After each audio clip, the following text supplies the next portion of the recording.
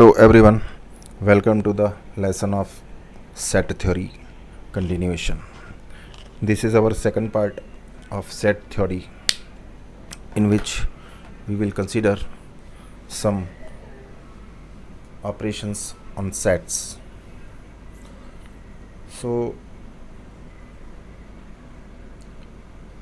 this is the universal set. Universal set is a non-empty set of which all the sets under consideration are subsets, which is called universal set. Now we have Van Euler diagram. How to draw or generate, how to make Van Euler diagram. The combination of rectangles and circles are called Van Euler diagram or simply Venn diagram. Now we have union of sets. For two sets A and B, union is denoted by this symbol, and this is written as A union B, and this is defined as X such that X belongs to A or X belongs to B. For example, we have set A equals to 1, 2 and set B equals to 2, 3. Then A union B will be 1, 2, 3. ये जो element है इनको सभी को एक बार यहाँ पर लिखना होगा according to definition. X A में बिलोंग करना चाहिए या B में बिलोंग करना चाहिए. तो यहाँ पर जो एलिमेंट है 1 और 2 इसमें बिलोंग कर रहा है 2 और 3. सो 1, 2, 2, 3 और 2 को जो एलिमेंट रिपीट हो रहा है उसको हम सिर्फ एक बार लिखेंगे. तो इस तरह से यहाँ पर यूनियन प्रिपेयर हो जाएगा. इसका वैन यूलर डायग्राम अगर हम बनाते हैं तो टू सेट्स हम यहाँ पर कंसीडर करेंगे. ए और बी दो सेट्स होंगे यहाँ पर, और इनको वैन यूलर डायग्राम बनाने के लिए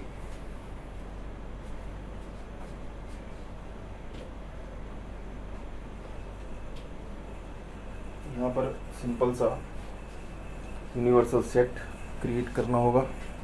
and then we have this A set and B, and overall this shaded region will be A union B. This will be A union B. Now these are some notes or notable point. Note 1, A union B is equals to B union A, and we can define union of 3 or more sets accordingly. अगर 2, 3 या 3 से ज़्यादा set दे रखे हैं तो उनको भी हम इसी तरह यूनियन को डिफाइन, उनके यूनियन को भी डिफाइन यहाँ पर कर सकते हैं. अब हम देख लेते हैं नेक्स्ट डेफिनेशन और definitions of sets.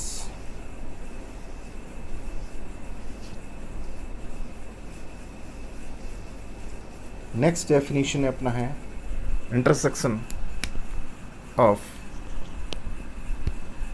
Sets. So this is our next definition, intersection of sets. So this is denoted by this symbol. This is, अगर हमारे पास A और B कोई सेट हैं तो इनके इंटरसेक्शन को हम डिनोट करेंगे A इंटरसेक्शन B, और A इंटरसेक्शन को जो डिफाइन करने का तरीका है वो इस तरह से होगा. A intersection B equals to an element X such that X belongs to A and X belongs to B. यानी कि हम यूनियन में यहाँ पर और वर्ड यूज़ करते थे, या तो X A में बिलोंग करना चाहिए या B में, लेकिन यहाँ पर इंटरसेक्शन के लिए X जो एलिमेंट है वो A में भी होना चाहिए और B में भी होना चाहिए. इस तरह से हम यहाँ पर यूनियन को डिफाइन कर सकते हैं. तो इसके लिए हम लोग एग्जाम्पल जो हमने लिया, let us consider a equals to 1,2, this is the set, and let us consider another set b equals to 2,3. So a intersection b जो यहाँ पर होगा वो सिर्फ एक एलिमेंट ही होगा जो कि दोनों में कॉमन है। यानी जो सभी को सेट्स में, यहाँ पर दो सेट हैं, दोनों सेट में जो एलिमेंट कॉमन है उसी को हम यहाँ पर लिखेंगे, and this element will be known as intersection of two sets a and b। यहाँ पर केवल दो एलिमेंट यानी element 2 is common in both these sets a and b, therefore a intersection b equals to this set। इसी तरह से हम intersection को मोर देन 2 और मोर देन 3 और मोर एलिमेंट्स के लिए भी डिफाइन कर सकते हैं। तो ये इसका इंटरसेक्शन के लिए। और अगर हमारा ए और बी कोई सेट हैं और इनका हमें वेन टेलर डायग्राम बनाना है, तो this will be the universal set, और इसमें हम जनरेट करेंगे ए। सपोज़ ए हमारा ये सेट है और सपोज़ हमारा ये जो बी सेट है, बी इज़ द सेट, तो दोनों के बीच में जो ये कॉमन आ रहा है, this is the shaded region, इसको कह सकते हैं हम शेडेड रीजन। यानी ये जो हिस्सा होगा दोनों के बीच में जो कॉमन होगा उसको बोलेंगे A intersection B, and this the Venn Euler diagram for sets A and B. और वी कैन सी इंटरसेक्शन, दो सेट के इंटरसेक्शन के लिए वेन टेलर डायग्राम इस तरह से डिफाइन कर सकते हैं। तो इसके लिए अगर हमारे पास ये एलिमेंट है और ये एलिमेंट है तो यहाँ पर सिर्फ आपका 2 आ जाएगा। So 2 will be here, for example. So these are some definitions, union, intersection, and many more. And we are working here next part of set theory. So we have given the name set theory continuation. इससे पहले हमने एक video upload किया है set theory part 1, and this is we will consider set theory continuation or set theory part 2. We can see also set theory part 2. Next our part will be difference of two sets. तो यहाँ intersection के बारे में कुछ discussion किया। अगर इसको समझने में फिर भी कोई प्रॉब्लम आ रही हो तो हम लोग डायरेक्ट कमेंट सेक्शन के थ्रू डिस्कस कर सकते हैं। अब यहाँ पर देख लेते हैं difference of two sets. Now difference of two sets.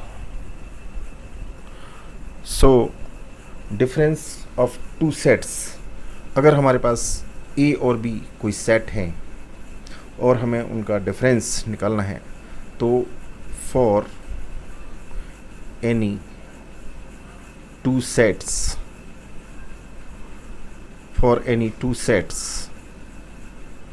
A and B, difference of these two sets will be denoted by A minus B or A difference B, and this will be defined as this one equals to x such that x belongs to A and x does not belongs to B.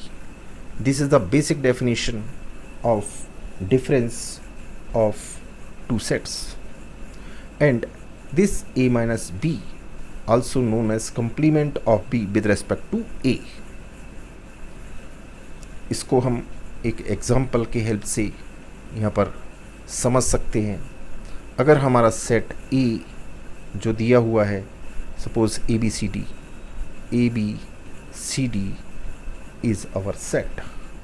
और यहाँ दूसरा set दिया हुआ है B equals to suppose F B D G, F B D and G, this is our another set. तो हम यहाँ पर A माइनस बी या A डिफरेंस B में हमारी वही एलिमेंट होगी जो A में तो है लेकिन B में नहीं है। A में है हमारे A और C, लेकिन A और C B में नहीं है। तो हमारा जो डिफरेंस होगा A, C, this will be the A minus B और difference of two sets, that means A minus B यहाँ पर ये हो जाएगा। लेकिन अगर हम यहाँ पर B माइनस ए लेना चाहते हैं, B माइनस ए अगर हम करना चाहते हैं तो वो एलिमेंट लिखेंगे जो B में है बट A में नहीं है। तो वो कौन से एलिमेंट हो जाएंगे? B और D तो इसमें है, इसमें भी है, लेकिन B में है, A में नहीं है, यानी F और G। सो F और G दो एलिमेंट ऐसे हैं जो कि B में तो है लेकिन A में नहीं है। So this will be B minus A। So in general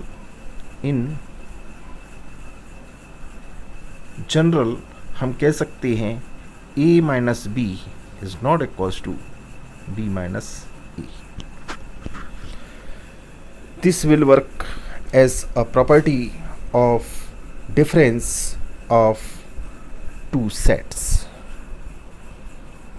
so इसको अगर वेन ईलर डायग्राम से इंडिकेशन करना चाहें तो इसको भी यहाँ पर कर सकते हैं। ये this is the universal set और A माइनस बी, अगर हम यहाँ पर A सेट हम इस तरह से ले लें और दूसरा सेट ले लें B, हमने ये ले लिया, तो A माइनस बी A में है B में नहीं है, यानी ये portion horizontal line, this portion horizontal line, this horizontal lines, तो इसको कह सकते हैं horizontal lines indicates E minus B. और अगर हम B माइनस ए की बात करें तो हम इनको अगर इस तरह की लाइन यहाँ पर खींच लें, स्लेंट लाइन या परपेंडिकुलर कर दें, सो इस तरह की जो लाइन है स्लेंट लाइन या परपेंडिकुलर लाइंस कह सकते हैं, इसको खींचें, अगर सीधी लाइन भी खींचें तो slant lines, this indicates B minus A. So this area is B minus A and this area is A minus B। इस तरह से यहाँ पर कुछ डेफिनेशंस को यूज़ कर सकते हैं और इन पे वर्क किया जा सकता है। तो ये कुछ सेट थ्योरी के लिए जनरल रूल और कुछ डेफिनेशंस थी जिन पर के न्यूमेरिकल प्रॉब्लम्स बनते हैं। इनको इजीली समझा जा सकता है और इनके ऊपर वर्क भी किया जा सकता है। अब इसकी कुछ लॉज एंड प्रॉपर्टीज़ हैं, कुछ थ्योरम्स हैं, उनको हम नेक्स्ट पार्ट में अपलोड करेंगे। So that will be also part set theory part 3 और सेट थ्योरी कंटिन्यूएशन। कुछ इसके लॉज, कुछ इसकी प्रॉपर्टीज़ अगर रिमेनिंग हैं, कुछ थ्योरम्स, उनको हम नेक्स्ट पार्ट में डिस्कस करेंगे। तब तक इनको समझने का और इनको एग्जाम्पल से की हेल्प से समझने का कोशिश करें। अगर इनमें समझने में या किसी एग्जाम्पल को या किसी विशेष एग्जाम्पल को या किसी प्रॉब्लम को या किसी डेफिनेशन को समझने में कोई भी परेशानी आ रही है या किसी टाइप का कोई डाउट है तो आप कमेंट सेक्शन में बता सकते हैं, डिस्कस कर सकते हैं। Thanks for watching and giving your valuable time.